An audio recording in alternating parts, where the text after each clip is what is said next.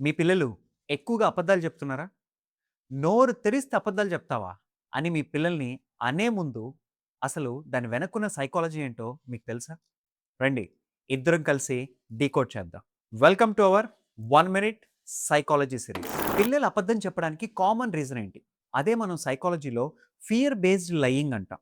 అంటే మనం ఎక్కడ పనిష్మెంట్ ఇస్తామో, లేకపోతే ఇంట్లో నాన్నంటే భయం. అమ్మ దగ్గర నిజాలు చెప్తాడు. కానీ నాన్న దగ్గర మాత్రం అబద్ధాలు చెప్తాడు.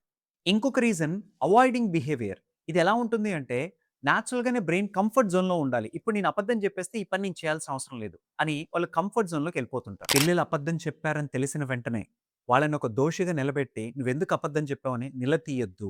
దీనివల్ల ఏం జరుగుతుందంటే మీకు వాళ్ళకి మధ్యున్న ఆ రిలేషన్‌షిప్, ఆ బాండింగ్ అనేది తెగిపోతుంది. మరి ఏం చేయాలి సార్?